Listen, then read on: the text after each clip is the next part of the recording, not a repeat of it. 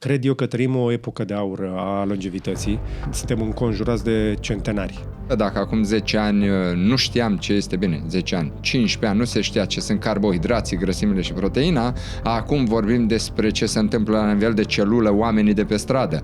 După care am mai trecut printr-o perioadă cu tot felul de diete minune. Da, dar uite că singura care a rămas în picioare și și-a demonstrat și prin studii rămâne fastingul. Și când corpul tău a simțit că ai băgat prea multe sarmale în tine, pac, trântești cutia de colebil pe masă și dai peste ochi la ficatul ăla. Dacă ești o persoană pofticioasă, care nu se poate abține și așa mai departe, este clar că ai nevoie de un ajutor, cel puțin în etapa inițială, dacă ești și obez sau ceva de genul, da, trebuie să aderi la niște soluții.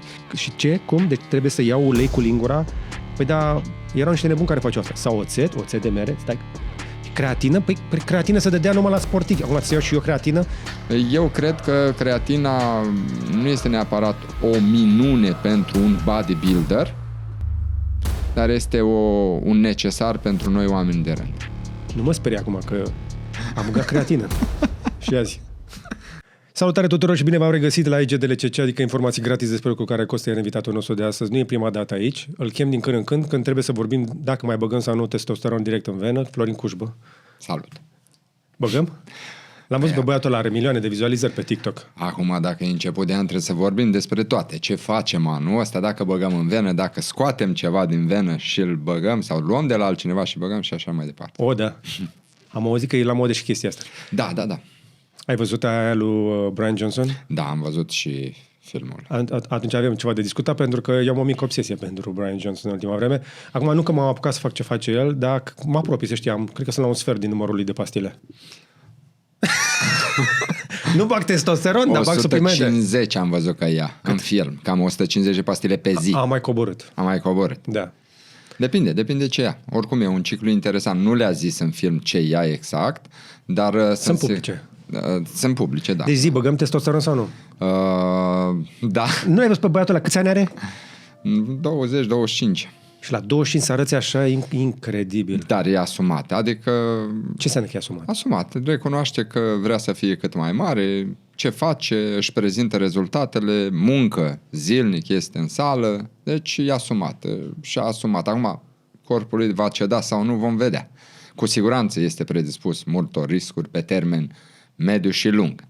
Le știe, încearcă să le compenseze, probabil, la fiecare substanță alocată, încearcă să vină cu ceva ca să salveze alte efecte adverse.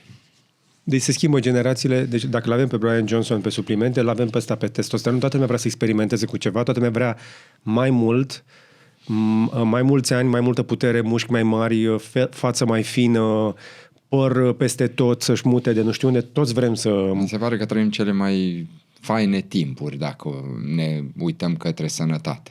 Mi se pare că trăim cele mai faine timpuri. Sunt oameni curajoși care fac lucruri. Dar și cele mai extreme.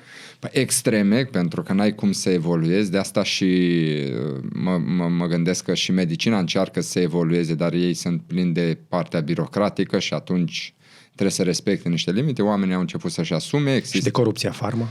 Și corupție și alte aspecte. Bine, dar pe de altă parte, dacă ne gândim la două părți aici, când vorbim despre partea farmaceutică și partea umană, niciodată din alimentație noi nu o să putem să aducem o cantitate necesară corpului cum poate produce industria farma într-o singură seringă. Da, așa e. Asta vreau să zic, că eu văd și părțile bune în industria farma, nu doar că, vai de mine, vor bani și corupție și altele.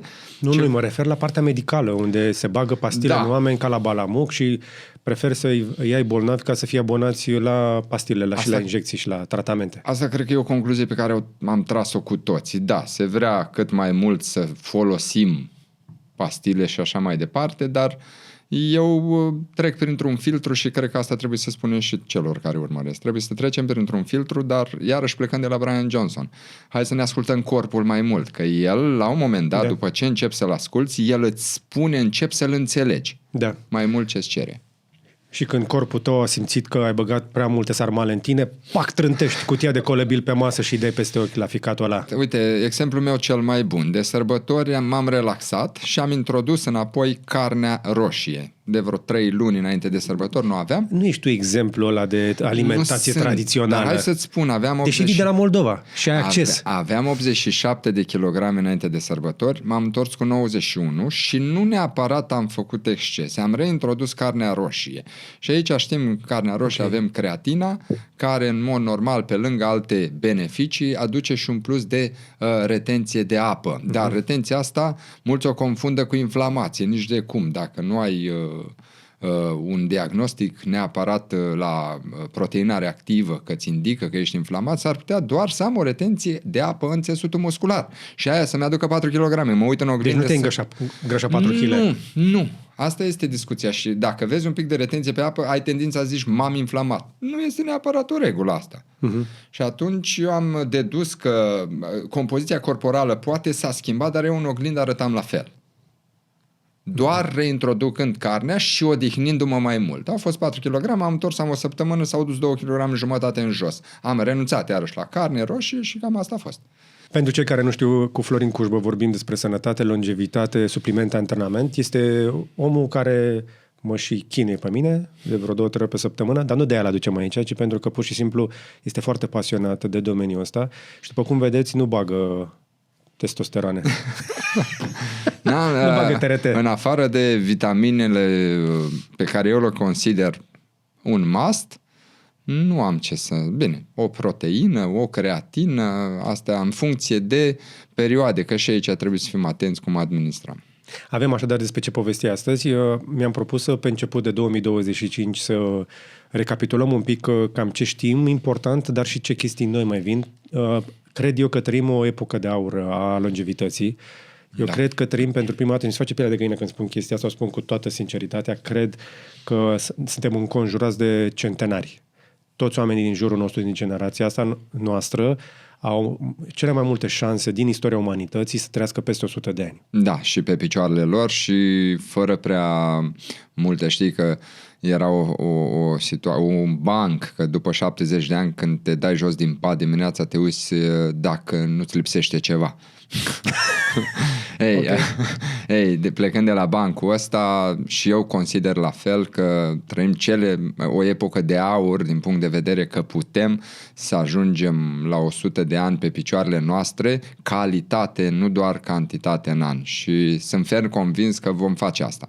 Vreau să le dau speranță tuturor celor care se uită, majoritatea sunt bărbați, că cu un număr destul de limitat de intervenții nu trebuie să-ți schimbi radical viața. Nu propun să trăiești ca Brian Johnson. Pentru cei care nu știu, tot o să vă repet numele ăsta, vă încurajez să vă documentați despre ce face omul ăsta. Este un documentar pe Netflix foarte bun despre el și o să atingem un pic câteva teme de acolo. Ce propun eu și de ce îl tot aduc pe Florin aici, nu propun nimănui să-și schimbe radical viața. Propun doar să introduci pe sistemul ăla, că am mai vorbit noi de nudge. Da. Știi? Adică, nu știu cum să-l traduc exact în românește, în loc să te împing către destinația asta, încerc să te ajut pe tine să faci uite așa. Pentru că pe termen lung o să ajungi acolo unde îți dorești, dar trebuie să-i faci subconștientului tău așa. Hai, uite, e mai bine așa, uite, poate e mai interesant să îmbunătățești un pic, poate vrei să dormi mai bine, poate vrei să nu mai fii, să nu te mai doară, poate vrei să nu mai fii anxios, poate vrei să mai fii furios. Da, asta e clar că toate pornesc și din relația sistemului nervos cu organismul, apropo de emoții, sentimente și reacții. Da. Vorbim de sistem nervos, simpatic, parasimpatic și cum reacționează, ce fel reacționează cu vitamine și cu tot. Dar eu vreau să mai aduc ceva apropo de intențiile tale de a-l ghida pe om. Noi trăim și niște vremuri, nu știu dacă putem să zicem foarte bune, dar cu siguranță sunt mai bune decât acum 20 de ani. România, ca și țară. Mult mai bune. Mult mai bune. Și atunci clar că atenția publicului este din ce în ce mai mare către zona asta. Suntem o societate, din punctul meu de vedere, care particip activ la domeniul sănătății, din ce în ce mai prezentă și mai interesată de informații. Și aici fac o paralelă. Dacă acum 10 ani nu știam ce este, bine, 10 ani, 15 ani, nu se știa ce sunt carbohidrații, grăsimile și proteina, acum vorbim despre ce se întâmplă la nivel de celulă, oamenii de pe stradă. Insist în legătură cu chestia asta, mai ales și în domeniul tău, n-aveți cum să scăpați, la fel cum eu, spre exemplu, cu Radu facem Curios în fiecare săptămână și abia ținem pasul, cred că la fel și în industria voastră... Da. Nu știu cum să-i mai spun, că eu nu cred că mai e vorba doar despre fitness acolo. Nu mai este de Ce mult. faci tu la OBC nu mai e fitness, e mai clinica deja. Da, deja sunt soluții personalizate, 1-1 și din ce în ce mai mult, chiar anul ăsta s-au definit niște soluții care în mod normal un om de rând nu cred că ar putea să ia toate în considerare dacă vrea să-și schimbe viața. Da. Dar e imposibil să fii antrenor de fitness, medic, pacient sau oricare dintre cei implicați să ai toată informația asta. Pentru că corpul uman este suficient de sofisticat. Așa este. Ce se întâmplă spectaculos din punctul meu de vedere este că pe parcursul vieților noastre noi am văzut atât de multe diete și atât de multe teorii în legătură cu un stil de viață sănătos, încât multe sunt date peste cap. Noi am copilărit cu prostia aia că grăsimile sunt nasoale. Dar să știi că asta a plecat din undeva prin 1960 în America, unde se zvonește că industria zahărului a plătit foarte mulți bani către diferiți provideri să spună că grăsimile animale sunt rele. Când o să mâncăm noi mai mult de 2 felii de bacon odată la nu știu cât timp încât să-ți facă rău?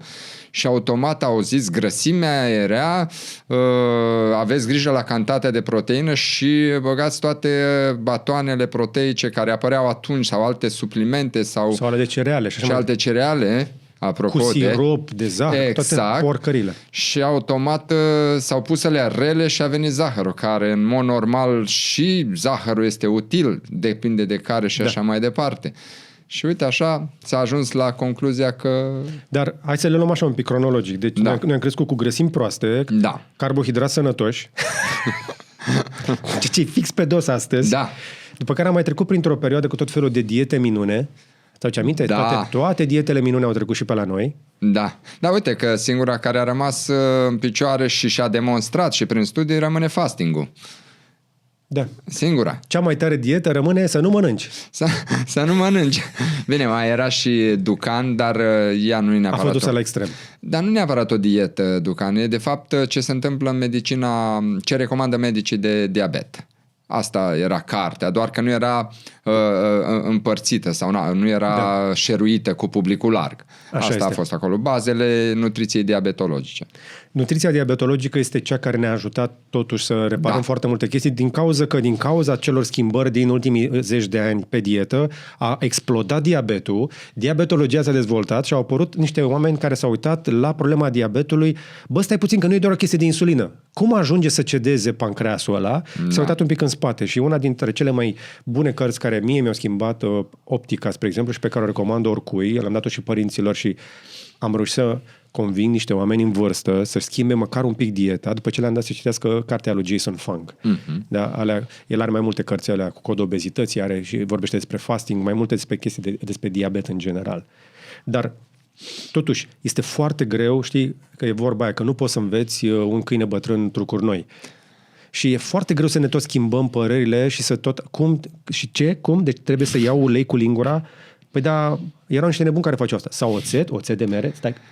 Creatină? Păi creatină se dădea numai la sportivi. Acum să iau și eu creatină? Asta e acum, dar ai noștri nu vreau să accepte insulina ca și injecție la diabet, că îi face rău. Și uite, s-a dovedit că de fapt e invers. Era super necesar să se mențină în frâu.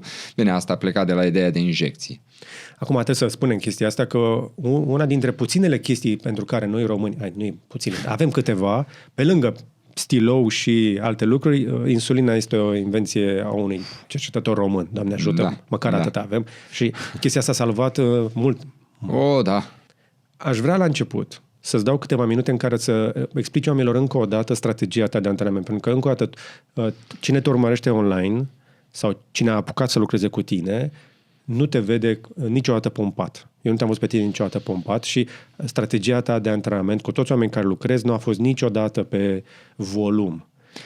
Da, Cum abordezi tu partea asta de antrenament pentru cei care încă nu știu? Bine, aici pleacă și de la acceptarea că nu putem crește să devenim mutanți. N-ai cum să devii mutant doar prin antrenament. Oricât de antrenament de volum faci, să zicem că te expandezi ca un orez undeva la 10 kg, dar după care când intri în zona de cutting, cum se zice, revii înapoi și rămâi cu 3-4 kg. Acum depinde și de vârstă și așa mai departe. Strategia mea este să îmi păstrez cât mai mult masa musculară pe care o am. Acum, ceea ce am obținut în perioada de creștere, din punct de vedere hiperplazie, și anume numărul de fibre musculare, densitate musculară cunoscută, cam aia a fost. După perioada de creștere, încetarea procesului de creștere, ceea ce am obținut, maxim pot să măresc rezervele de mitocondrii din mușchi, rezervele de fosfocreatină, să măresc volumul fibrei musculare, dar încă nu știu cum să măresc numărul de fibre musculare odată cu încetarea procesului de creștere. Care încetează la ce vârstă? 18-20. Aici ne referim la creșterea noastră, când totul se dezvoltă, oase, ligamente, tendoane, mușchi, creier și așa mai departe, creierul mai devreme. Așadar, dacă ai sub 20, încă poți să-ți mai mărești mușchii. Hiperplazie, densitatea musculară, numărul de fibre musculare. După deci poți adăuga mai multe fibre pe care să le poți duce după aia cu tine toată viața. Profită de chestia asta, de această informație, dacă ești suficient de tânăr, lasă alte chestii la care poate ți rosești energia și dacă vrei ca pentru următorul secol să ai mușchii tăi. Eu nu zic că neapărat nu ar exista după perioada asta încă o perioadă ca un efect de rostogol câțiva ani. Dar studiile încă nu există, studii care se indice așa mai pui noi fibre de masă musculară. Cu excepția terapiilor genice. Ajungem și la asta care se bate cu, și de asta trăim cele mai frumoase momente, că suntem contemporani. Mi se pare wow să putem să descoperim asta, care însemna să prelungim foarte mult viața. Metabolismul va fi mai prezent și așa mai departe. Dar ajungem acolo.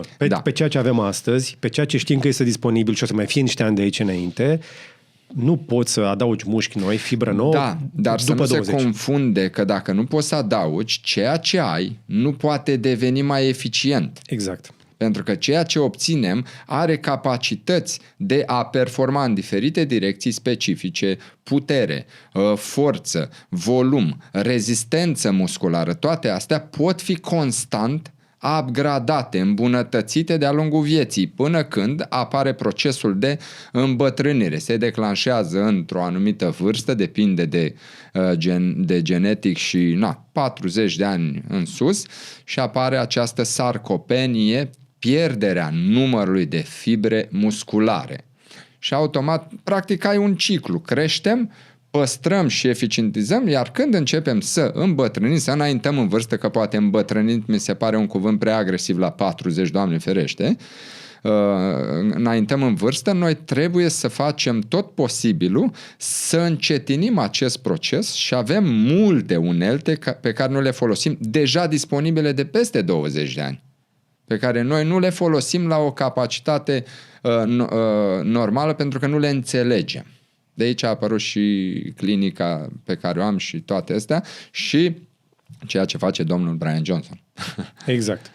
Însă cum faci tu antrenamentele? Pentru că una dintre... Perioade. Haide, ca să o iau înainte. Așa. Fac pe perioade, în primul rând, principalul factor pe care îl urmăresc este să nu epuizez sistemul nervos central. Asta este obsesia lui Florin. Dacă o să-l auzi peste tot vorbind, când tu îl întrebi de sănătate și de mușchi, el zice despre sistemul nervos. Da, pentru că sistemul nervos central este cel care preia mesaje, antrenamentul este un mesaj, un stimul, un mesaj și îl transmite către corp înapoi, adică centri superior către sistem nervos central și către corp răspunsul.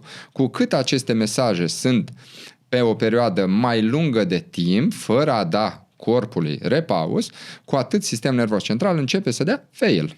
Mici semnale că oboseală excesivă, îngrășare în zona ventrală nejustificată, senzație de... Unde e zona aia ventrală? Zona burții. Așa. Nejustificat, că tu ai o alimentație ca în perioada când nu erai la fel de obosit. Ce mai ai acolo? Insomnie, adică efectiv apar nopți în care nu adormi la timp deși ești foarte obosit, Incapacitate de a-ți duce antrenamentele la bun sfârșit, iarăși aici este o discuție destul de amplă, pentru că în mod normal poți avea o săptămână unde efectiv ai făcut niște antrenamente extraordinare, dar următoarea săptămână același antrenament să-l repeți, nu mai poți să-l duci la bun sfârșit, lipsă de răbdare, senzație de sațietate, efectiv te simți full deși tu nu ai mâncat, sau senzație de foame excesivă deși tu abia ai mâncat. Toate aceste lucruri care în mod normal nu ar fi apărut sunt de fapt momente prin care sistemul nervos central îți arată că ai atins niște praguri înalte și care are nevoie să se odihnească. Cu cât sistemul nervos central este în parametri optimi, cu atât corpul poate funcționa mai bine.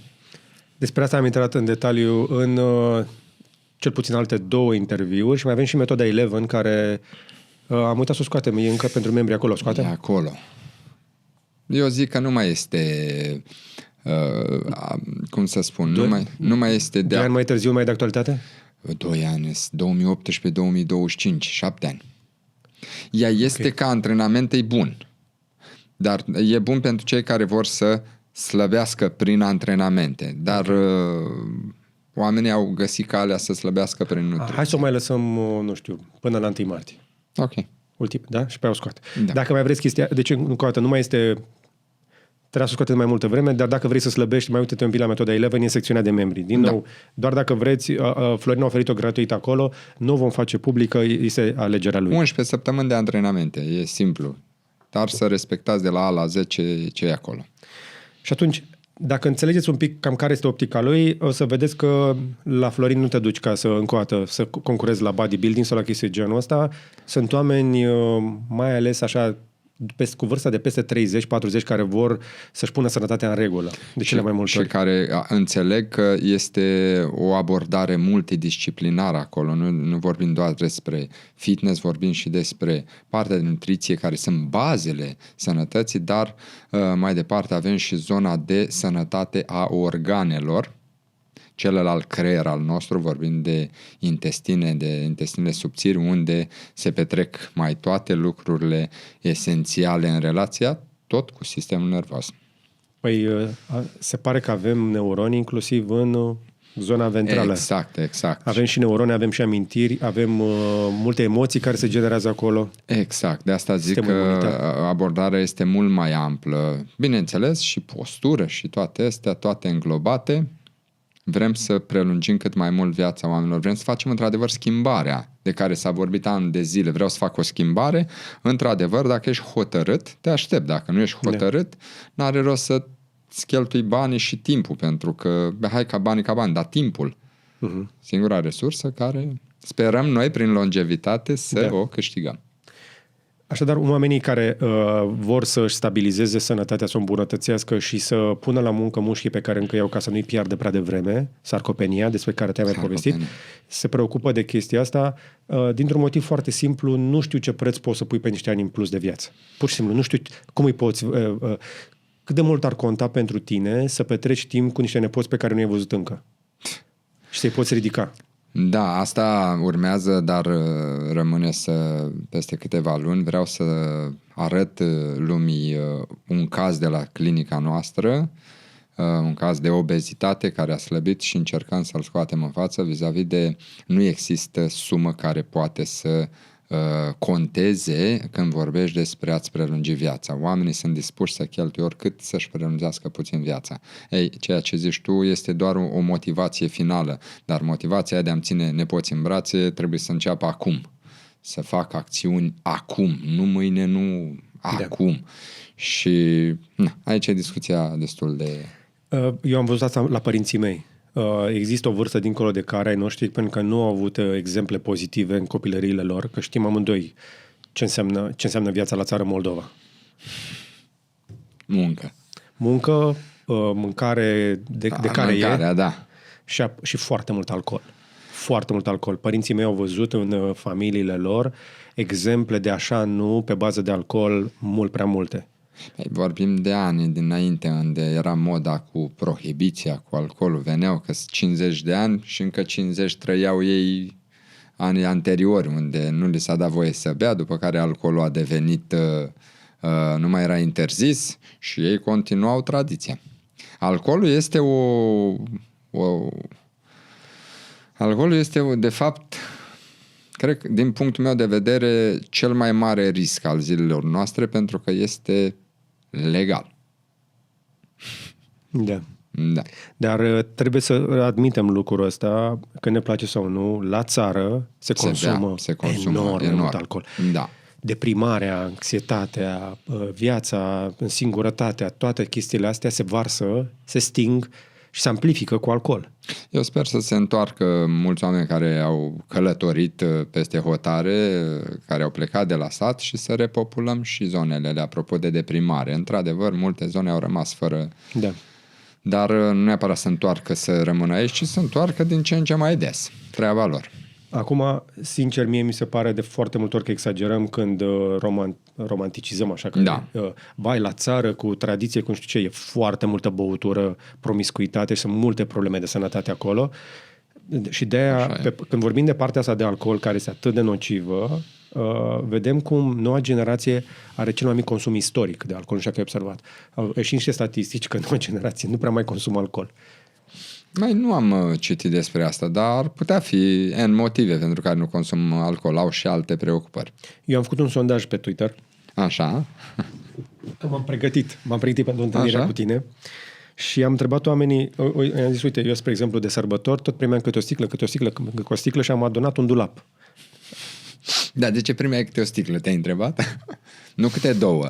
Pentru de ce ai primit sticle? E în cultura noastră ca de sărbători să-i dai omului un cadou, să-i dai și o sticlă de ceva. O pereche de șosete cu Moș Crăciun mi se pare cel mai tare cadou. Eu am primit băutura ani de zile, tu înțelegi? S-a umplut dulapul. Așa. Și după care am întrebat oamenii dacă și observă chestia asta, că a scăzut totuși interesul oamenilor pentru, se vede inclusiv în vânzările de vin, nu știu dacă știi, s-au prăbușit vânzările de vin în Europa. Vinul este mai ieftin ca niciodată pentru că nu se vinde. Sunt mari probleme pe toate tipurile. Spre exemplu, mexicanii, nu știu că știi, stau în momentul ăsta pe niște rezerve de 500 de milioane de litri de tequila nevândută. În pandemie s-a vândut multă, au început să-și facă inclusiv actorii. George Clooney are tequila lui. Nu se mai vinde așa de mult cum se vindea, este în declin. Deci, și The Rock, parcă avea... Toată lumea și-a făcut o tequila. Uite, eu am întrebat oamenii așadar. Consum alcool, 1. Mai mult decât în 2023, 13%. Deci 1 din 7, din 8, aproape din 8, spune că ar bea mai mult alcool decât în 2023. Tot mai puțin, din ce în ce mai puțin așadar, un sfert, 1 din 4, 24%. Doar la ocazii, pe relaxare, că eu am vorbit despre chestia asta, că cel mai mult am ajuns să consumăm doar la ocazii speciale sau în vacanță, 39%.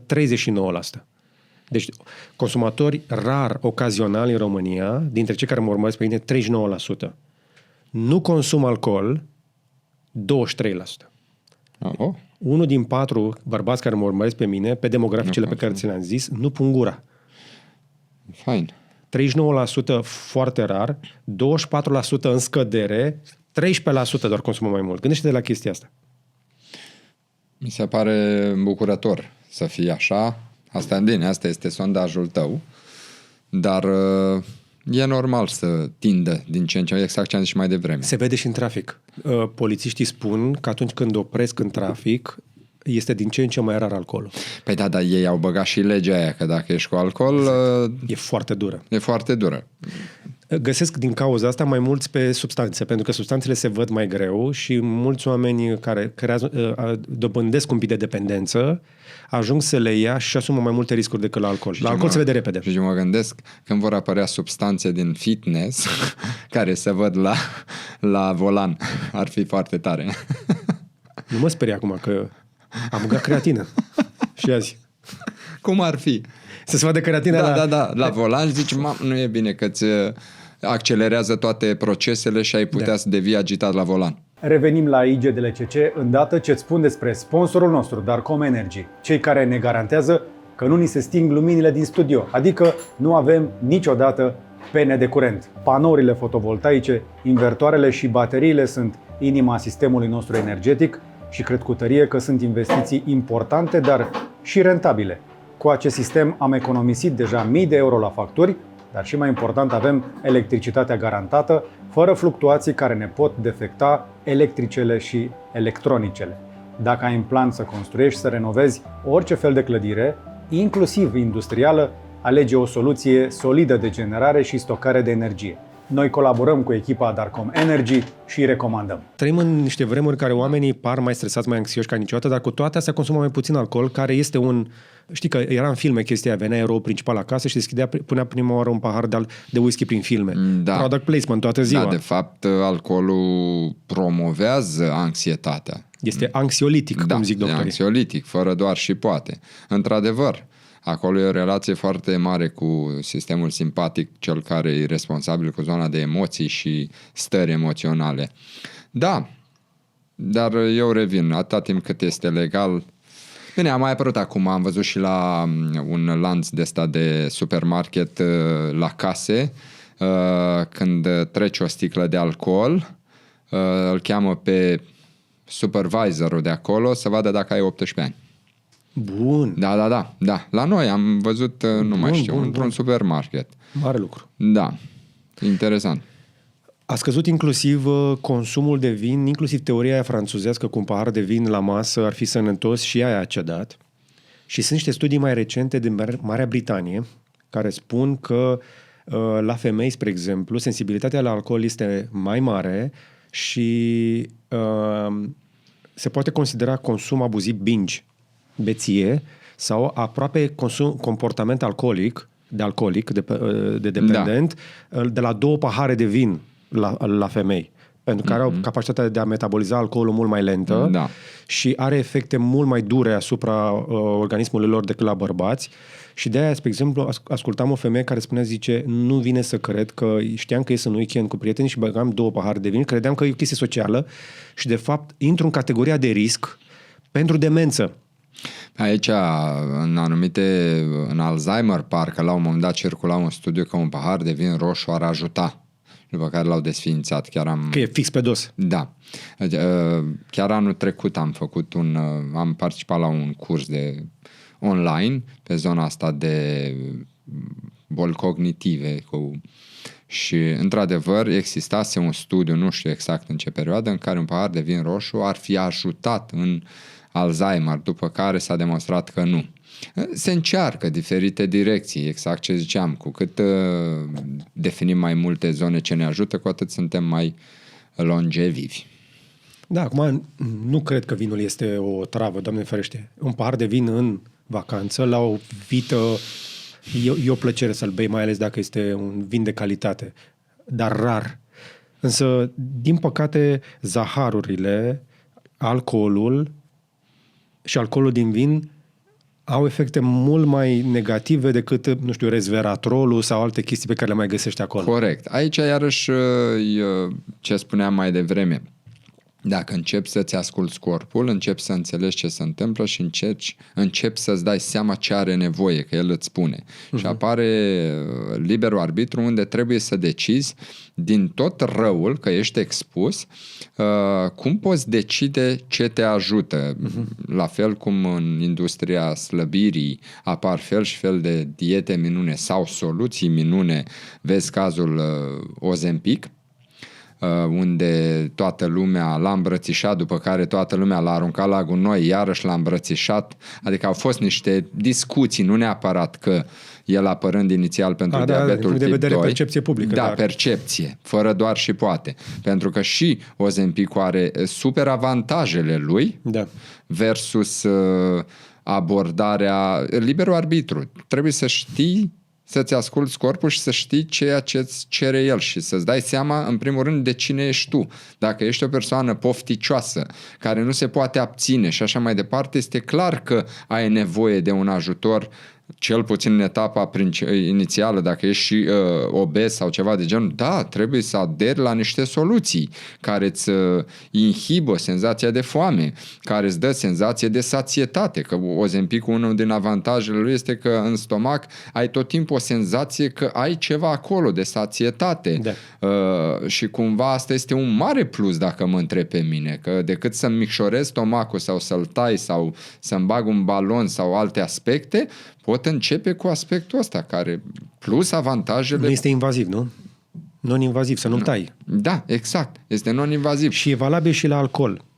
E valabil până și la alcool lucrul ăsta, pentru că și alcoolul, ca și mâncarea, umplu niște goluri, nu? Exact. Ei, și să revin la zona asta că mulți căutăm o soluție minune, hai să vedem și părțile pozitive ale unei soluții minune. Nu vorbim doar de părți negative, că nu știm. Până la urmă, revin la ce ziceam de Ozempic, nu s-au demonstrat nu știu câte efecte negative, doar poate diaree, crampe musculare. Se pare că se creează rezistență după 18 luni. Păi după 18 luni, dar ca să duci 18 luni în direcția aia, este clar că tu n-ai înțeles nimic despre corpul tău să te duci 18 luni. Adică dacă tu 18 luni stai pe Ozempic și să zicem că l-ai luat ca soluție de slăbire și nu ai slăbit nimic în 18 luni, este clar că tu n-ai umblat la alimentație, n-ai umblat la stil de viață, n-ai introdus nimic. Normal că la un moment dat tot ce este în exces strică, nu doar Ozempicul. Da. Adică despre asta e vorba. Noi vorbim despre soluții ca și cum vine soluția și își face doar ea treaba. Nu-i doar aia. Noi trebuie să aducem fibre, spre exemplu, iarăși care nu sunt deloc valorificate. Vine un trend acum cu fibrele, cu prebioticele, probioticele și cum ajută. Dar hai să închidem discuția așadar despre alcool încă o dată. Așa. Închidem definitiv discuția despre alcool, adică nu mai recomandăm nici măcar un pahar de vin? Eu personal, exact ce ai spus și tu, dacă te duci într-o vacanță și servești un pahar de vin roșu la un steak de vită, că consumi un grătar și așa mai departe, nu-l văd o problemă atâta timp cât sportul face parte din viața ta, a doua zi revii la și nu e un obicei. Nu e un comportament, fără discuții. Pentru că o să vedem la comentarii mai jos oameni care o să spună că tata moș bea câte 1 litru în fiecare zi, sau măcar nu bea apă, că nu-i place gustul de a bea vin, la fel cum se întâmplă în dauna apei discuția și cu alte băuturi carbogazoase. Tocmai de aceea să nu vă mirați că Florin o să aibă astăzi pe masă minimum 3 pahare de apă. Deja mai are un pic și de gata primul pahar și abia am început așa un cătinel. El, în loc de alcool, bea foarte multă apă.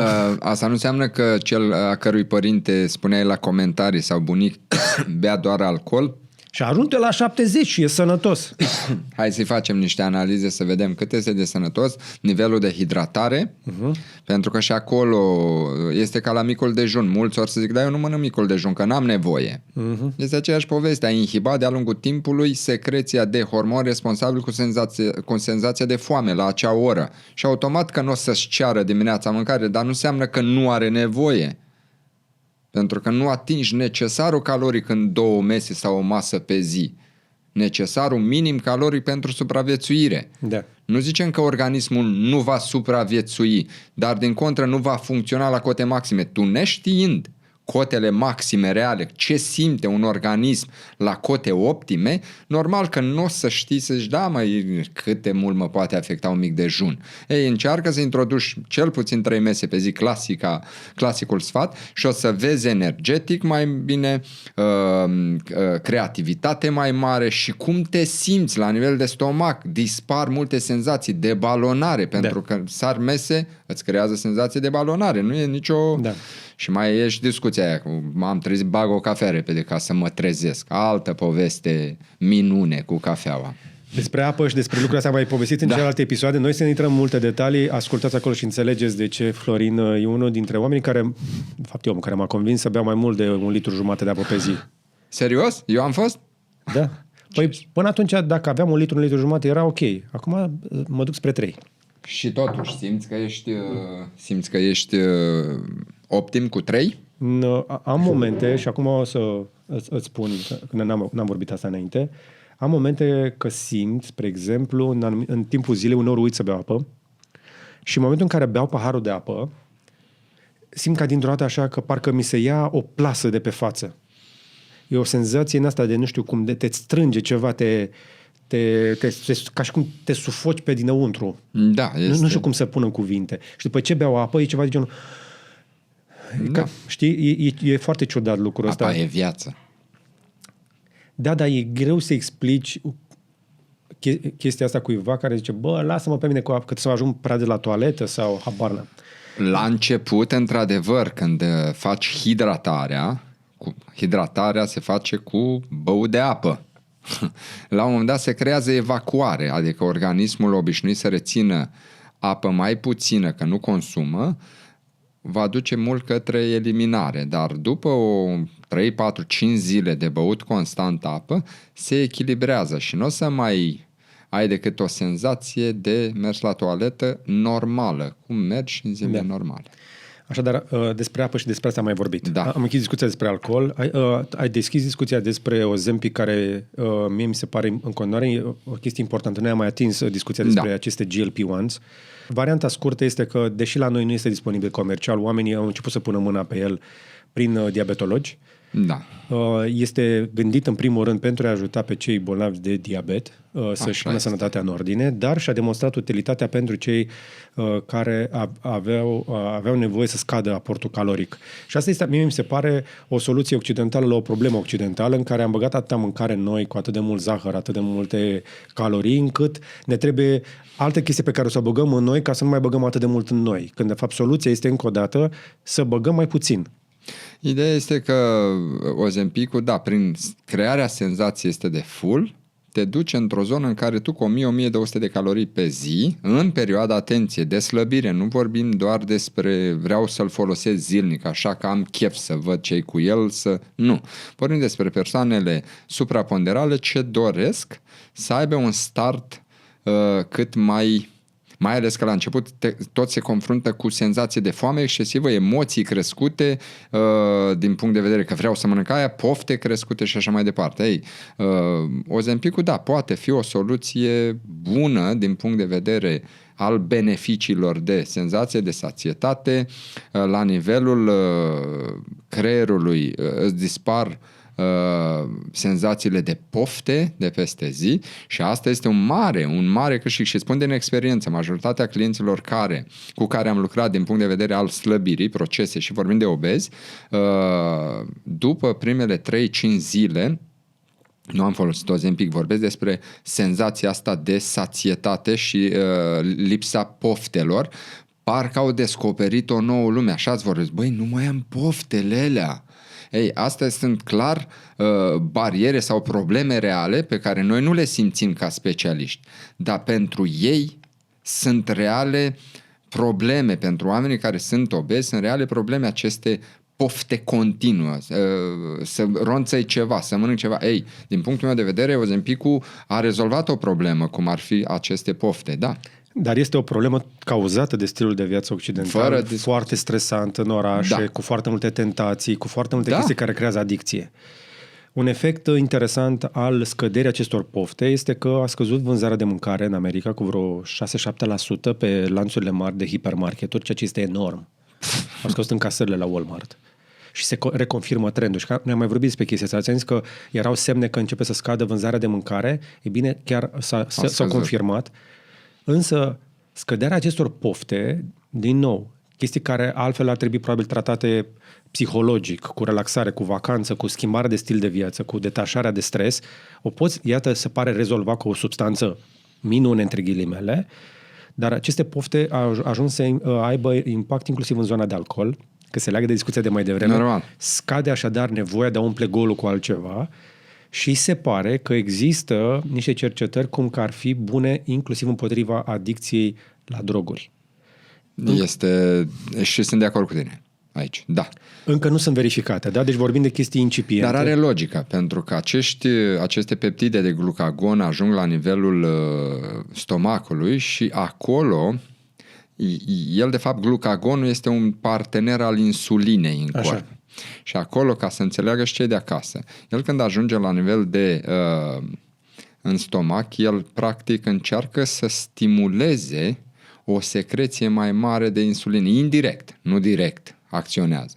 Și automat, dacă noi vorbim despre prezența insulinei în corp, scade nivelul de zahăr sau reglează nivelul de zahăr și ceea ce în momentul ăsta când se reglează nivelul de zahăr, automat se instalează o senzație de sațietate, de normalitate și o eliberare mai prelungită a alimentelor, chiar și mie de calorii, mai prelungită, și mă refer pe durata zilei, mai lentă în corp, ceea ce prelungește senzația de echilibru și automat se transmite și un semnal către creier unde adicțiile diferite, începând de la pofte, cravings-uri și așa mai departe, inclusiv ceea ce spui cu droguri, da, este foarte posibil. Pentru că până la urmă starea naturală a omului este într-un ușor deficit. Noi ar trebui să fim tot timpul într-un ușor deficit de calorii, spre exemplu, corect? Suntem sau vrei să zici că ar trebui să fim?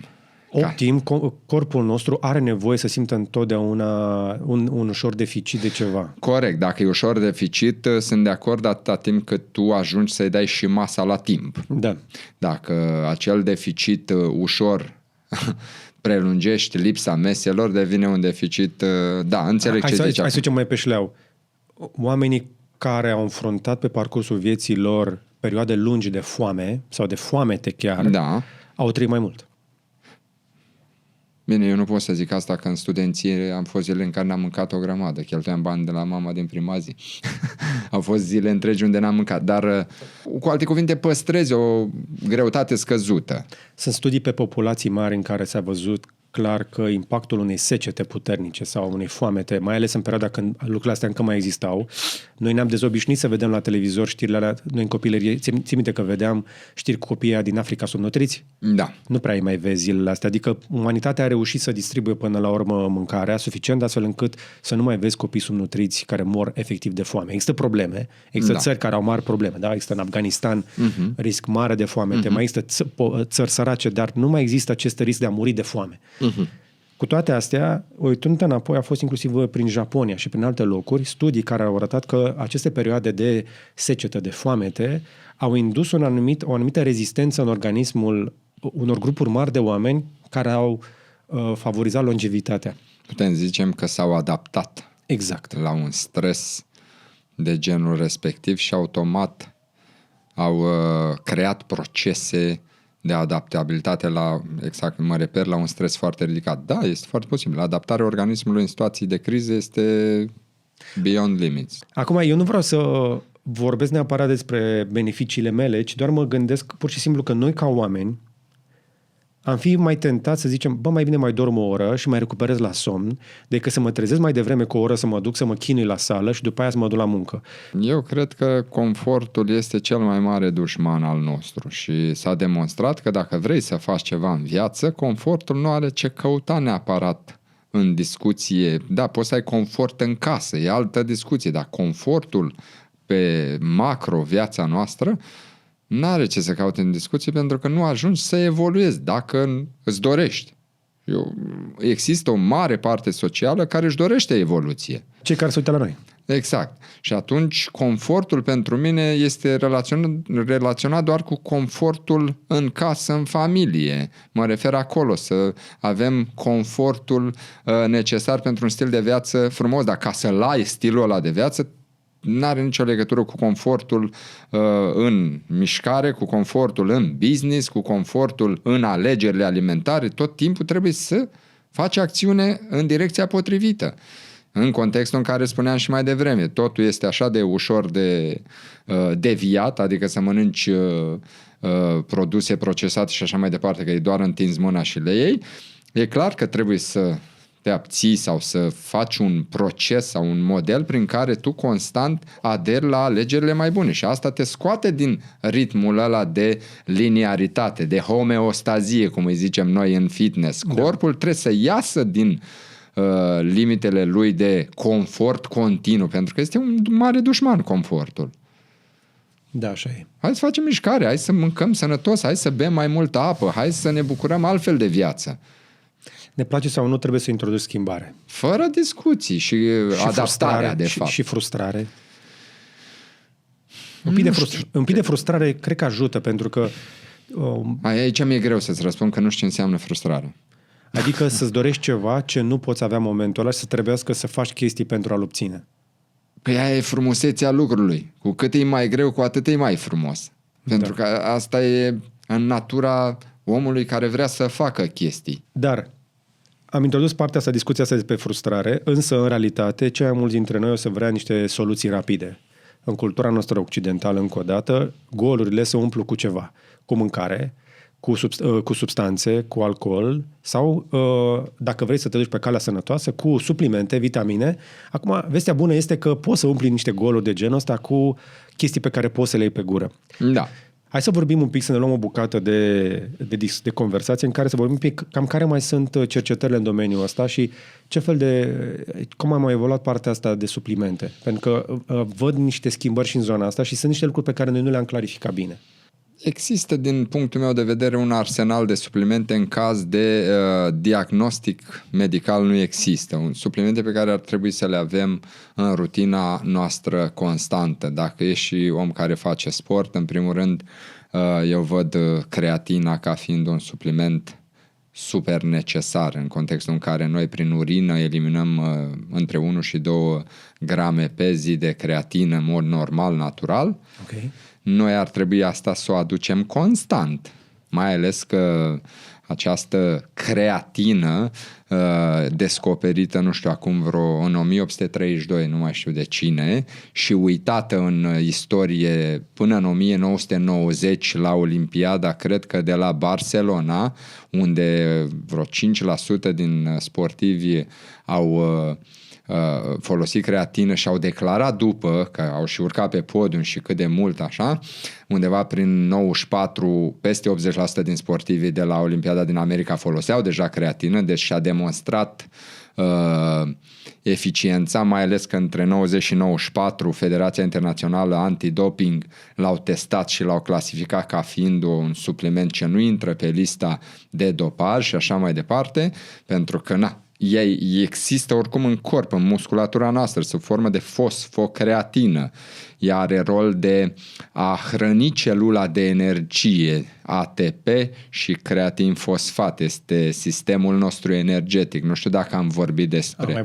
Am vorbit. Și automat creatina pentru mine este un supliment ce ar trebui să-l avem constant în viața noastră. Acum depinde, ca administrare este o discuție, poți să faci un bulking de creatină timp de 3 zile la vreo 20 de grame, fac sportivi de performanță, atenție, după care te duci către 5 grame, între 3 și 5 grame pe zi. Dar se spune, conform studiilor, că undeva la 30 de zile cu 3 grame pe zi, 28-30 de zile, ți-ai acoperit necesarul și e bine să iei o pauză. După care iarăși să reintroduci, că tu faci full-ul, iarăși folosești sport și așa mai departe, mai consumi, iarăși vii să-l... E sigur? Așa spun studiile. Mai există discuția în cazul ăsta cu vegetarianismul, veganii.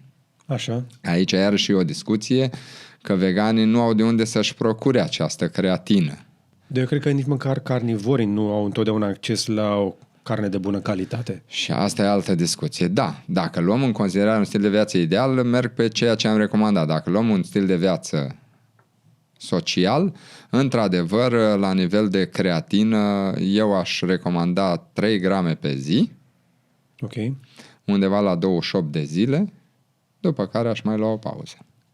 5 grame la 14 zile. Acum, tot ce veți auzi despre partea de suplimente, e recomandat să stați de vorbă cu un specialist înainte. Dar vorbim despre suplimente care pot fi cumpărate de pe raft și oricine poate să experimenteze cu ele. Dacă tu te încăpățânești și nu vrei să-ți faci analize de sânge sau nu la un specialist, poți să-ți asculți corpul și să vezi cât merge la tine. Da, dacă mergi la sală și muncești musculatura, nu neapărat e o problemă la creatină. Poți să o folosești liniștit. Deci la creatină nu există contraindicații. Deocamdată nu. Studiile, mai ales cea monohidrată, ca să nu adere lumea la orice tip de creatină, cea monohidrat este foarte ok, este una din cele mai bune. Există creatină mai bună sau creatină mai proastă? Există diferențe importante de calitate sau nu contează că aia e mai scumpă sau că aia e mai ieftină? Păi nu, cea mai bună creatină pe care o recomandă mai toată și studiile este cea monohidrată, de care am zis mai devreme. Și atât. Creatină pură monohidrat? Monohidrat și, uite, eu am mai descoperit una care are și ceva vitamina C în compoziția ei și pe care ți-am recomandat-o și ție la un moment dat. Da. E un pic mai acră, dar... Este foarte acră. Dar, într-adevăr, necesarul, acum ne ducem în zona aia alta, ai împușcat 2 iepuri deodată. Necesarul de vitamina C este vital. Și colagenul, știu că se dă tot cu vitamina C. Da, stai un pic, că vitamina C promovează secreția de colagen indirectă. E automat. Okay. Vitamina C, prin compoziția ei, are mai multe direcțiuni. Ar fi un antioxidant puternic ce combate radicalii liberi. Okay. Aici e o discuție mai avansată. După care promovează secreția de colagen, care o găsim peste tot, în tendoane, în ligamente și așa mai departe. Automat, când iei creatină, crește performanța musculară cu undeva, în funcție de studii, undeva la 7% un minim și automat, dacă performanța musculară crește, mușchiul se inserează pe os prin intermediul tendoanelor și ligamentelor. Într-adevăr, legătura dintre creatină și vitamina C în direcția asta este excelentă. Mi-am adus aminte de băiatul ăla care a băgat testosteron, mă gândesc cât colagen a băgat ca să țină mușchii aia pe os. Pentru că când te faci așa dintr-o dată, nu știu cum îți antrenezi ligamentele alea să reziste, să nu se rupă. La nivel de reacția ligamentelor, nu cred că este doar din cauza lucrului mecanic muscular, ci eu cred că e mai degrabă din cauza stresului masiv muscular, unde sistemul nervos n-are timp să adapteze răspunsul la timp și a tendoanelor și ligamentelor.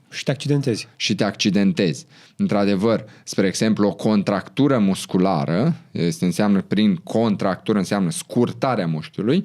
Dacă mușchiul se inserează de os prin intermediul tendoanelor, automat scurtarea ce face? Trage de acel tendon. Neavând colagen, și aici apare vitamina C, ajută foarte mult la o reacție, de aici apar și tendinite și alte aspecte, la o reacție mai optimă din partea țesuturilor, tendoane și ligamente.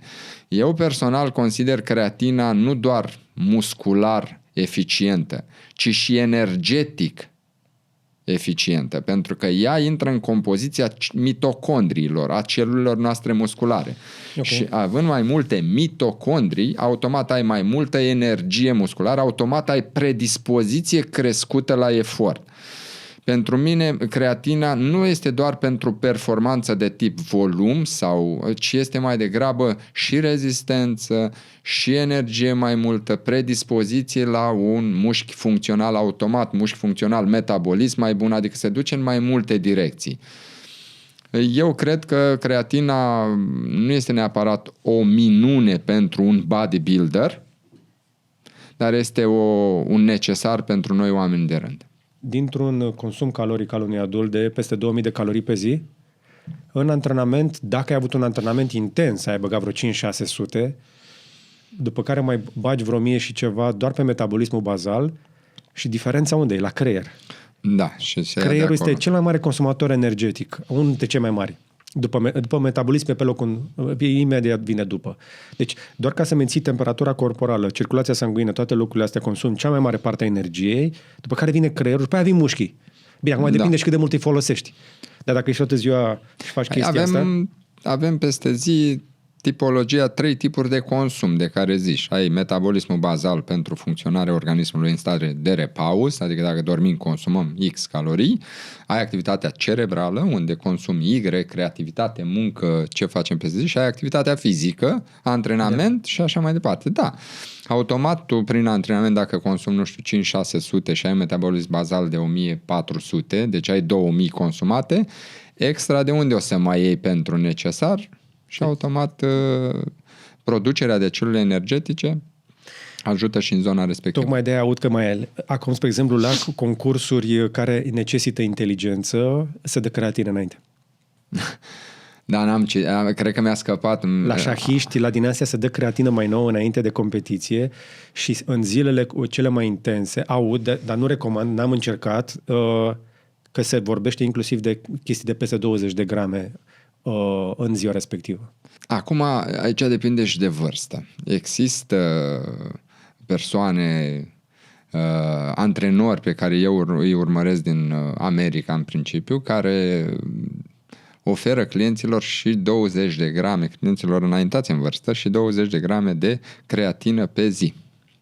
Dar nu pentru o perioadă lungă, Nu pentru o perioadă lungă, dar ei fac fel și fel de experimente. În principal, la femei, iarăși, undeva la 10-15, adică se fac niște nebunii în piață. Urmăresc de dragul de a învăța ceva de acolo, nu neapărat critic sau susțin. Da. Și vreau să particip cum particip și tu, să luăm parte la această evoluție a lucrurilor. Da. Pozitive, negative, tragem concluzie. Mai vorbim despre câteva suplimente cu adevărat importante. Eu, spre exemplu, iau în fiecare zi, fără excepție, vitamina D. Rămânem de acord că este o chestie folositoare? Este foarte utilă, dar trebuie și ea administrată alături de grăsimi bune. Exact. Deci, ai văzut? Creatină cu vitamina C, colagen cu vitamina C, vitamina D cu grăsimi. Cu grăsimi bune. Deci, astea merg totuși, au chestii care trebuie să meargă împreună. Da. E normal, aici vorbim de complementaritate. De asta am și zis mai devreme. Nu se recomandă în toate cazurile asocierea de suplimente, dar în unele cazuri, da, este necesar. Eu bag 5.000 de unități pe zi, au oameni care bagă doar 1.000 de unități, mi se pare puțin, mai ales în sezonul prea rece. puțin pentru nevoia lor, exact cum zici tu, mai ales în sezonul rece, e nevoie de creșterea, de suplimentarea cu vitamine. Vestea bună este că colocalciferolul, că de fapt asta este vitamina D, nu? Știu că așa îi spune, este o chestie destul de accesibilă, destul de ieftină și mă bucur că în sfârșit am fost în farmacie acum 2 zile, raftul de vitamina D părea vandalizat. Au început românii să ia vitamina D, ceea ce este o chestie foarte bună. Da. Noi n-am avut în cultura noastră discuția despre vitamina D până recent. Adică puțină lume a aflat despre chestia asta. Dacă luați vitamina D de mai mult de 1 an sau 2, sunteți în avangardă, apropo. Românii acum descoperă chestia asta. De vitamina C mai știam, să bagi o vitamina C de 1000. Bine, dacă ne întoarcem puțin la vitamina C, pe lângă antioxidant și așa mai departe, oamenii o mai folosesc și când sunt răciți. Da. Dar ei ar trebui să înțeleagă exact ce spui și ca paralelă cu vitamina D. Nu neapărat când ai răcit încep să iau vitamina C. Ea trebuie să fie luată la lung. Da. Ce poți spune în schimb ca, să zicem că ai răcit și n-ai luat vitamina C, dacă iei vitamina C atunci poți diminua ușor simptomele, dar nu neapărat că nu treci prin răceală și în unele cazuri micșorezi în loc de 14 zile te poate ține 13. Dar vitamina C când ai răcit, dacă n-ai luat-o înainte, nu neapărat că face minuni. E utilă, da, poți să-l consideri un moment de răscruce, să începi să iei vitamina C, dar dacă ți-a trecut acea stare de răceală, continuă să iei vitamina C. Continue să iei vitamina C și continue să iei vitamina D constant, pentru că vitamina D se absorbe foarte lent. Puțină lume înțelege că mai mult de 90% din toate suplimentele pe care le luăm le evacuăm. Exact. Că până și vara, dacă tu lucrezi toată ziua la birou, mai ales că majoritatea clădirilor au geamuri cu protecție solară, cum faci tu să-ți creezi vitamina D dacă nu te expui direct la soare? Pielea ta trebuie să fie văzută de soare. Deci s-ar putea să fie nevoie să iei chiar și primăvara, vara, toamna vitamina D, nu doar iarna ca acum. Și nu sunt singurele, mai sunt o grămadă. Dar recomandarea ca de obicei, fă niște analize de sânge, stai de vorbă cu un specialist. Întotdeauna pleci de la un specialist medic generalist și după care te duci în specific din punctul meu de vedere. Asta este viziunea mea. Alte suplimente pe care le recomanzi în fiecare zi? Ca și antrenor, îți dai seama că mă duc în zona de proteină. Ok. Recomanzi proteina și pentru cei care nu se antrenează? Dacă nu-și atinge minimul necesar pe zi, trebuie să-și o procure de undeva. Dar are cum omul modern să-și ia suficientă proteină de calitate din mâncarea din comerț? Depinde cât mănâncă. Iarăși sunt factori. Dacă el ar avea 3-4 mese pe zi și nu se antrenează, nu știu, un bărbat are nevoie în jur de 1,8 grame per kilogram, o recomandare generală, 1,6, 1,8 pe acolo. Deci cel puțin 100 de grame de proteine. Ceea ce este destul de greu să atingi doar din alimentație. 100 de grame, dacă ai 80 de kg, ai nevoie de 160. 140 de grame, să zicem, dacă e din carne, în comerț găsim diferite forme de carne, nu știu, vită, porc și așa mai departe, dar gramajul diferă între 15 și 30 de grame de proteină per 100 de grame de carne. Nu poți să mânci jumătate de kil de carne fiecare zi, că n-ai nebunit. N-ai cum. Da, trebuie să aderi și la zona de ouă, alimentul minune. Hai să vorbim de ouă. Ce vrei să vorbim de ouă? Este alimentul minune, pentru mine este baza. Zilnic, 2-3 ouă de când m-am întors de la sărbători și cred că o voi mai ține cel puțin o lună. Înainte se zicea, mamă, nu mai mult de 2 ouă o dată la 2 zile. Da. Nu, e un aliment minune care deocamdată pentru mine mi-aduce sațietate, mi-aduce proteina necesară, mi-aduce, bine, alături de un carbohidrat, apropo de discuție, de o pâine integrală, o felie, 2, acum se găsesc toate formulele astea, și chiar de niște grăsimi bune la micul dejun. Și e bine să-l mănânci dimineața? E bine să bagi proteina dimineața? Proteina, din punctul meu de vedere, ca să-ți atingi necesarul, nu ai cum să nu ai la orice masă. Că noi am crescut cu filmele alea în care copilul, erou principal, își turna cereale într-un bol dimineața și băga niște lapte peste și lângă avea și un pahar de storți de portocale, știi? De mine acolo găsești, dacă este să-l descompui și să vezi cât zahăr este, ai un pahar de zahăr lejer. Da, de ce mănânc, de ce sunt bune ouăle dimineața? Păi dimineața este este startul zilei. Tu trebuie să începi cu o masă consistentă, nu plină de zahăr. Acele cereale care ne-au obișnuit pe noi procesate și cu un pahar de, cum zici tu, de suc de portocale procesat, este o adevărată bombă pentru pornirea zilei. Insulina o să o ia razna, n-are timp să facă față la cât zahăr îi dai și deja încep ziua nu că saturație pe anumită arie, dar total dezechilibru în corp. Pentru că pe momentul ăsta te simți bine, dar într-o oră vine crash-ul ăla puternic. Fără discuții, că peste o oră, dat fiind faptul că sunt procesate, practic organismul nu prea le identifică ca fiind nutritive, că nu ai nutriție nutritivă în ele, nu peste o oră, dar peste 2 ore te ia o foame de nu știu ce-i cu tine, așa este, vine un crash foarte mare. Deci proteină dimineața, proteină la prânz. Proteină seara, dar ca să nu înțeleagă lumea greșit, proteina trebuie să fie alături de o porție bună de carbohidrați, ca ele să fie în parteneriat. Acum, carbohidrații și ele sunt mai multe feluri. Bun, indice glicemic scăzut, indice glicemic crescut și așa mai departe. Dar uite, aici e o discuție foarte interesantă când vorbim de pe lângă că micul dejun e important, așa aici administrarea la micul dejun de probiotic. Exact. Și de prebiotic. Este o relație acolo. Chiar cu o oră înainte de micul dejun se pare că ar fi o idee bună.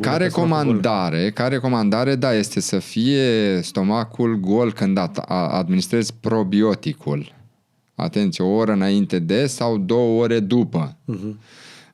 Dar asta când vorbim de probiotic, aceste organisme vii din interiorul intestinului, care și ele, probioticul trebuie hrănit cu prebiotic. Aici e o relație. Când băgăm probiotic, când băgăm prebiotic.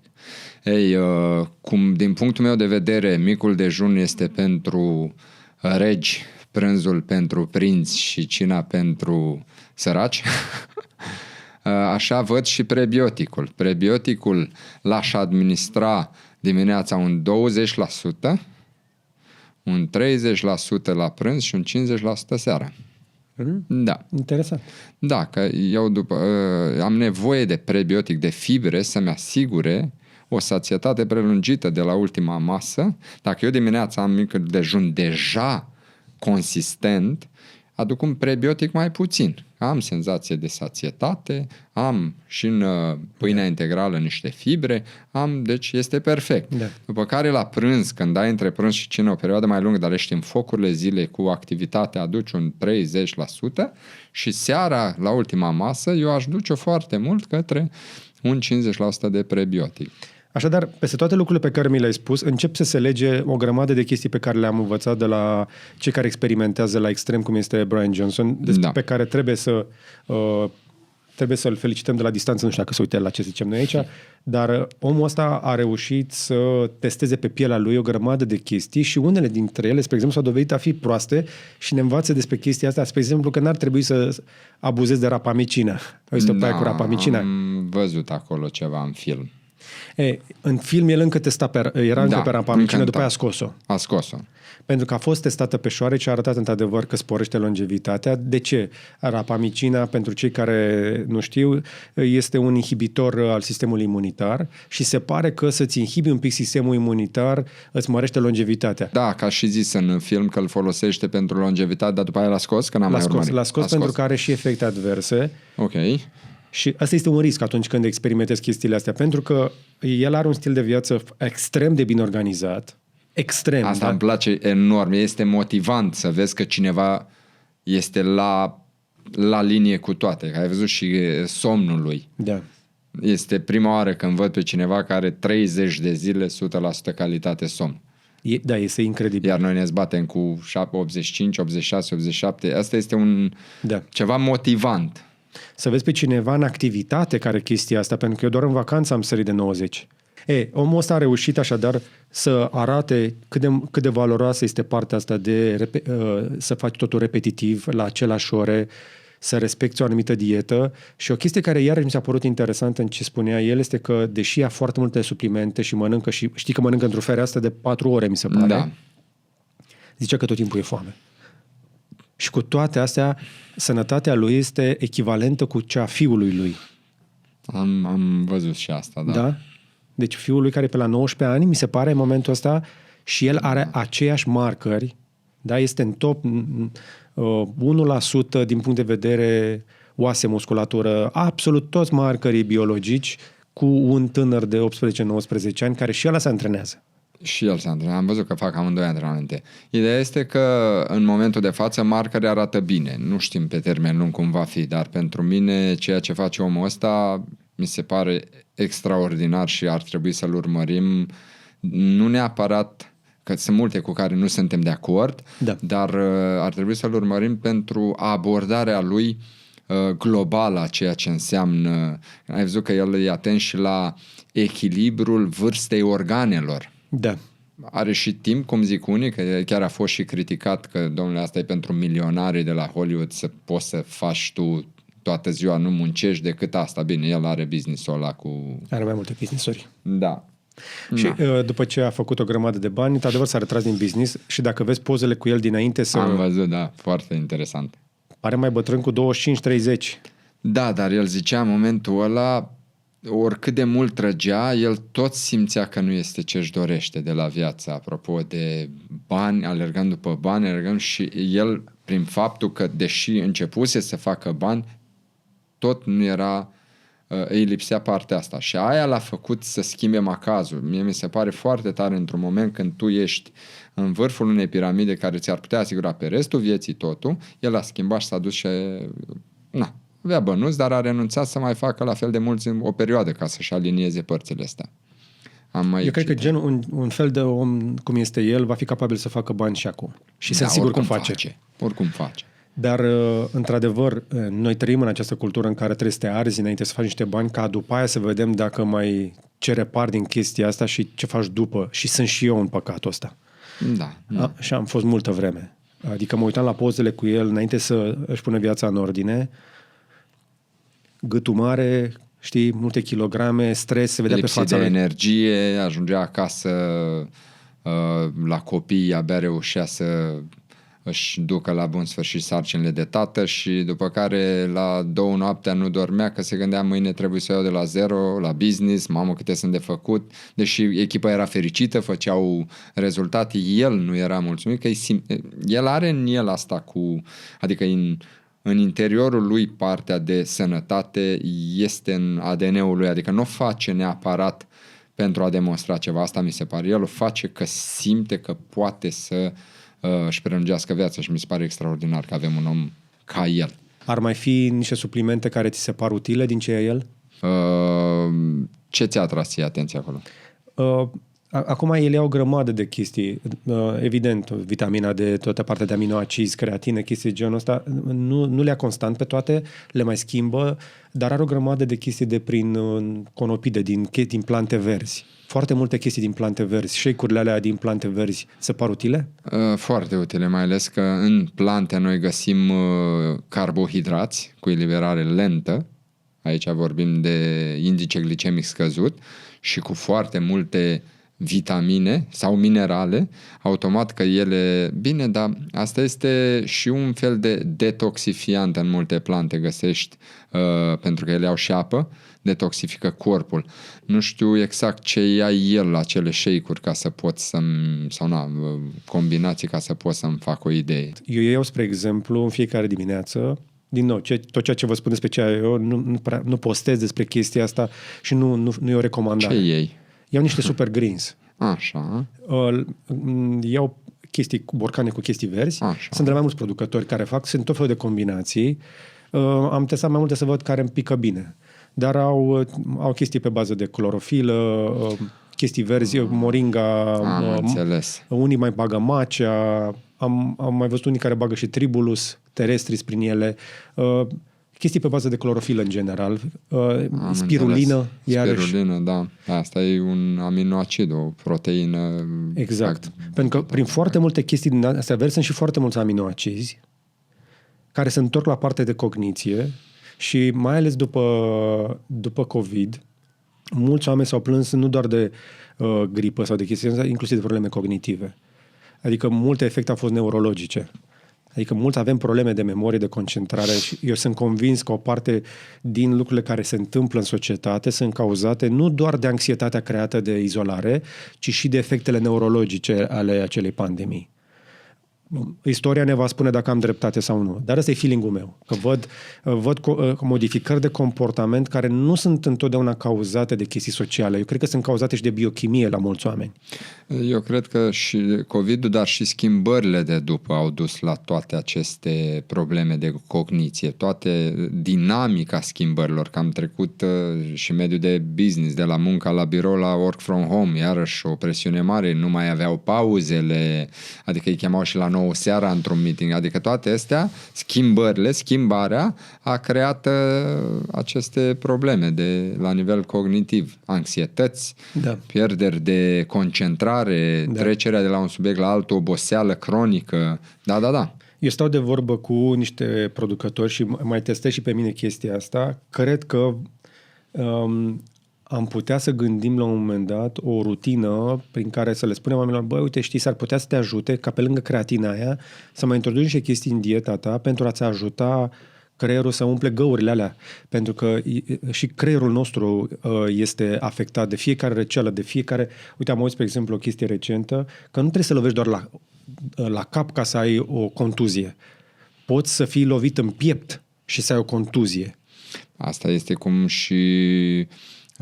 mă întorc la probiotic și prebiotic. Dacă acolo este un mediu nesănătos, el colaborează cu creierul, intestinele, prin nervul vag. Discuția mai amplă. E ca o autostradă și automat dacă tu ești acolo defectuos și sus mesajele sunt schimbate și pot apărea probleme. Iată, deci îți trebuie o floră intestinală astfel încât imunitatea să-ți funcționeze, dar și sistemul psihic, pentru că s-a demonstrat o legătură directă între cât de bine îți funcționează intestinul și starea ta psihiatrică, psihologică, exact. Da? Dar inclusiv de probleme psihiatrice. Sunt probleme psihiatrice care se rezolvă prin dietă? Da. Nu vin să cred. Introduci efectiv mai multe uleiuri ca să dai ocazia creierului să-și umple găurile. Da. E o legătură totală în tot corpul. Noi trebuie să-l privim ca pe un întreg, nu separat. Pentru că și problemele astea la nivel superior, și aici mă refer la centru superior, la creier, ele sunt, până la urmă, de acolo pleacă sau se întorc toate mesajele din corp. E normal. Cu cât e mai echilibrat, cu atât funcționează mai bine. La fel și cu herniile la coloană. Tot pot fi plecate tot de la intestinul subțire.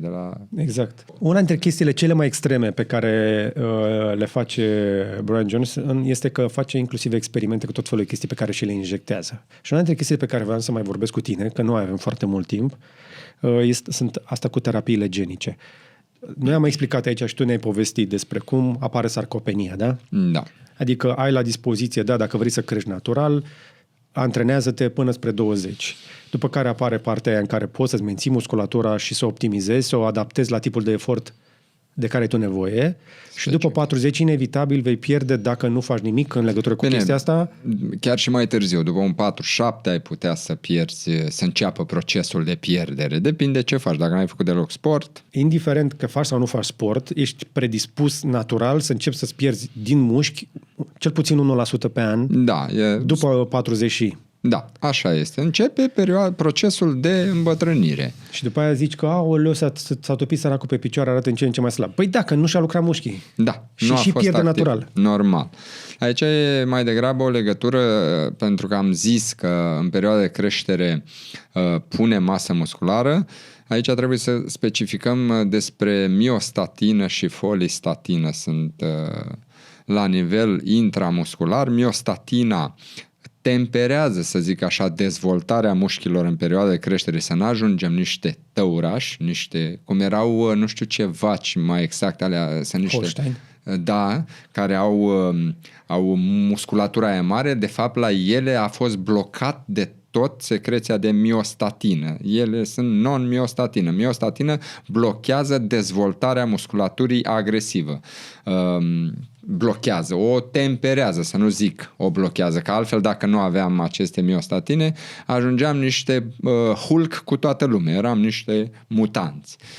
Automat aici în contrapartidă ai folistatina care vine și încearcă să inhibe ușor secreția de aceste miostatine ca să promoveze dezvoltarea musculară. Dar asta nu e nimic nou aici. Bodybuilderii acum 20-25 de ani au început să-și injecteze această folistatină. Singura chestie pe care eu am observat-o și o pot din studii și din ce se citește este că folistatina are o perioadă destul de scurtă, undeva la 2 ore, după care nu mai stă în corp. Aici era discuția.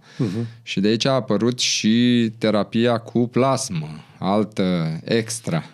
Așa. Cum ți se pare cu plasmă? Terapia cu plasmă avea o perioadă de viață mai îndelungată și de aici au apărut iarăși studii extra care au dus-o până la 2 ani durată terapia cu plasmă, dar nu Ce știu. înseamnă terapie cu plasmă? Să iei plasmă de la cineva mai tânăr care are folistatină sau care-i treaba? Da, practic asta se încearcă, să se ia la nivelul celulei, din plasma celulei, așa din ce am mai citit eu în ultimul timp, de la mai tânăr și să-ți introduci la tine în corp și automat se întâmplă vor ei să creadă.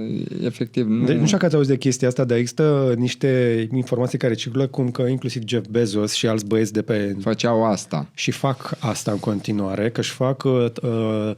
Dar ea există de mulți ani terapia cu plasmă, din ce am mai văzut, dar nu știu, n-am studiat foarte clar asta. Eu sunt donator la centrul de transfuzii și de fiecare dată când mă duc acolo mai povestesc cu doctorițele acolo și mi-au spus, spre exemplu, că mare parte din sângele care se ia pentru donare nu se folosește doar ca sânge, se fac tot felul de produse, inclusiv plasmă. Da. Din punctul meu de vedere, rămânând la informațiile pe care le dețin eu anatomic, biologic, orice supliment ce poate să promoveze secreție de folistatină, da, poate avea efecte, dar nu pe termen lung. Trebuie să ai suplimentație constantă în direcția asta.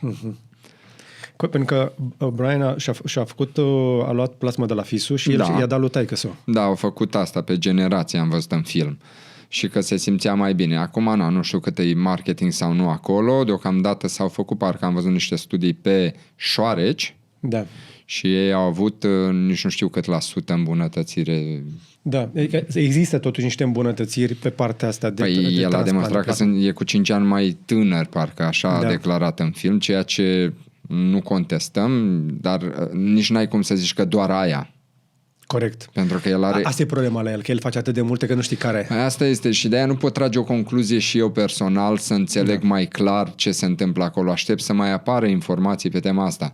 Ce îi reproșează oamenii în comunitatea științifică este că face prea multe în același timp și că de l-ar face una câte una, ai putea să știi mai clar care funcționează și care nu. Dar i-ar lua 3 vieți. Asta e problema.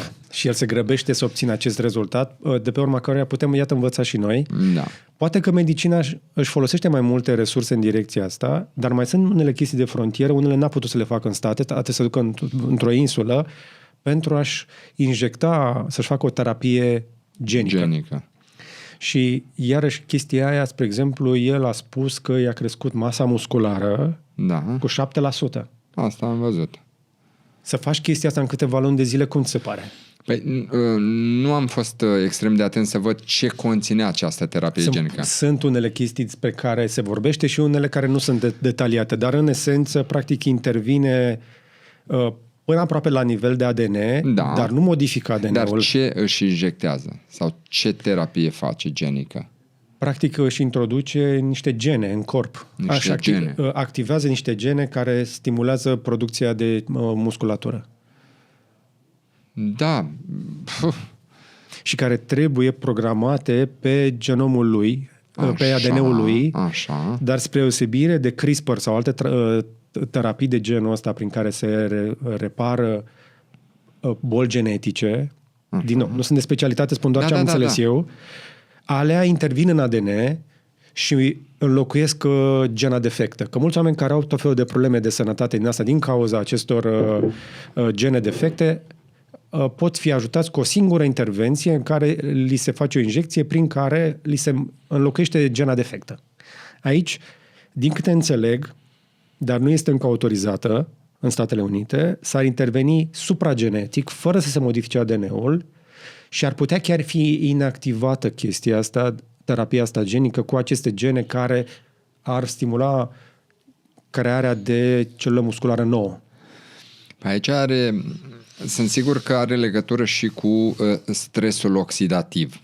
Eu văd o legătură între ce spui, pentru că noi folosim oxigen. Asta este transportat în corp, ajunge la celula noastră de energie, formează adenozin, trifosfatul și așa mai departe, dar că 5% din oxigen se formează acești radicali liberi. Radicali liberi, cum îi spune, deteriorează celulele, mitocondriile.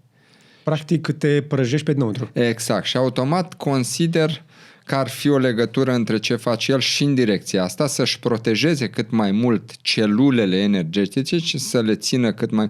Da, uite, aici este o terapie... Încă nu am informații să-mi dau cu părerea ce face el exact acolo, nici nu a zis mult în film, m-am uitat. Da, este o chestie care e încă în dezvoltare și cercetătorii încă nu au să autorizeze, există multe opinii contrare. Sunt multe chestii de frontieră. Dar de crescut masa musculară, ea este la bază, avem acea relație dintre miostatine, folistatine, fosfocreatina, sisteme energetice specifice, anaerob alactacid, anaerob lactacid și ea în continuare, pe vechile studii, pentru mine rămâne o bază excelentă. În continuare și cu ea poți construi și la 100 de ani, dacă faci mișcare. Eu vreau să zic că păstrezi, rămâi activ. Dar care e relația cu testosteronul? Cum afectează testosteronul toată povestea asta? În momentul când tu aduci testosteron din exterior, te referi. Da. Tu inhibi secreția ta interioară de testosteron și automat, pe termen lung, poți inhiba, reduci, pentru că creierul găsește că există și atunci nu-ți mai promovează partea ta. Și bine, doar testosteron simplu, mari sportivi sau bodybuilder, ei vin și cu altele ca să nu pățească această chestie, inhibare. Dar pe termen lung și nu pot să-mi dau părerea ca un medic în direcția asta, dar din ce am citit și ce am discutat cu oameni de specialitate, aceste terapii trebuie să făcute doar sub supraveghere medicală, concretă. Nu așa îmi iau o pastilă și o injecție și mă duc și eu la sală să-mi injectez niște testosteron. Se inhibă secreția personală a corpului de testosteron și ajunge în zona unde încep să defecteze alte sisteme conexe. Da, orice hormon introdus din exterior... El în teorie este potrivit, îl poți introduce, dar ce se întâmplă în corp dacă nu faci sub supravegherea medicală, eu nu pot să intru în detaliul ăsta mai mult. După 40-50 chiar se recomandă. Se recomandă. Dacă ai deficit. Sub supraveghere medicală. Păi de asta și la Hollywood și LA și toate astea au apărut aceste clinici specializate unde mai toți Stallone și așa nu au ei plin venele pe corpul lor de la natural. Dar și Arnold merge constant. Știu că l-am urmărit la un moment dat că zicea că face terapie, dar mai multe, nu doar asta. Era un cocktail plin acolo ce își administra. Nu este singular testosteronul. Aici este foarte prost înțeles.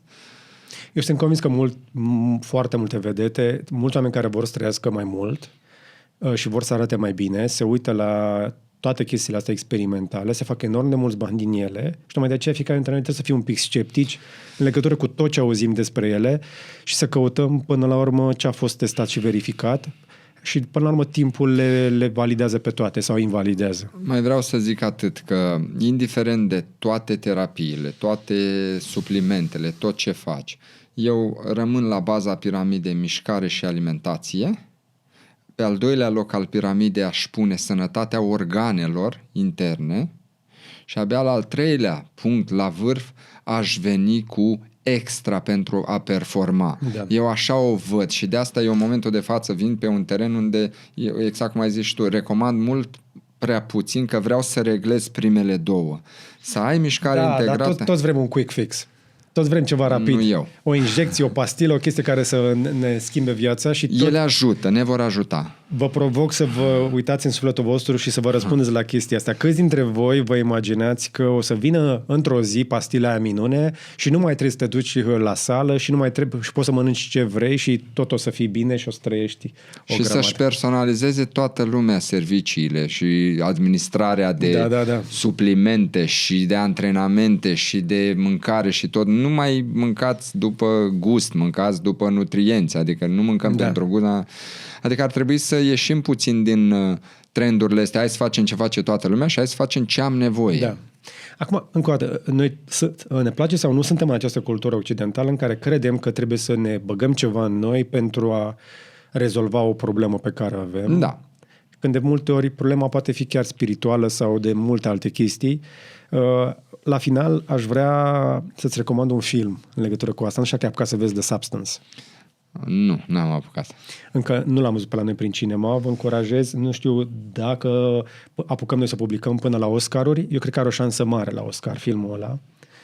E cu Demi Moore și niște actori iarăși foarte buni, dar povestea filmului este șocantă. Este fix despre cum oamenii încearcă să învingă bătrânețea mâncându-se pe ei înșiși. Sunt niște metafore foarte, foarte puternice, dar și foarte dure acolo. Poate fi grotesc pe alocuri și până la final te va trece prin multe stări, dar eu cred că este o lecție importantă despre cum ne sacrificăm longevitatea, adică speranța de viață, actul 3 al vieții, prin decizii proaste, pe care putem să le luăm de vreme. Și prin felul în care putem trăi, că nu este vorba doar despre ce faci tu, e vorba și despre spiritualitate, e vorba despre familie, este vorba despre felul în care ne integrăm în comunitate. De multe ori nu este despre ce bagi în tine, ci ce scoți din tine. Abia aștept salvat. Da, chiar recomand. Și cu asta am ajuns la final. Percepția mea, ca de obicei, după discuție cu tine, este că n-am apucat să vorbim tot ce am fi vrut. Nu este totul ce... E prea vast. Dar mai avem motive să ne vedem. Hai să ne mai vedem. Ne mai vedem? V-a plăcut? A fost ceva folositor aici? Dacă v-a plăcut, știți ce puteți face? Dați un like dacă v-a plăcut, un share să vadă și prietenii și un subscribe dacă n-ați făcut-o deja. Deveniți membri în comunitate ca să vedeți inclusiv metoda 11 cât mai acolo, dar nu este singurul motiv. Susțineți munca noastră. Aruncați o privire și pe la sponsorii din descriere. Și dacă vreți să aflați mai multe despre Florin, că și-a pus numele pe tricou, acum așa a făcut și el un pic de branding. M-au obligat. Da, exact.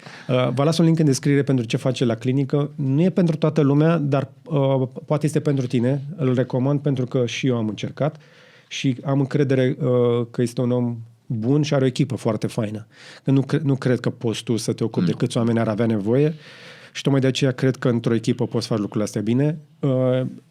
E o recomandare din toată inima pentru cei care nu v-ați preocupat până acum cu adevărat serios de sănătatea voastră, dacă vreți să o luați în serios. Dar cam atât însă pentru astăzi, însă până data viitoare, să vă fie numai bine.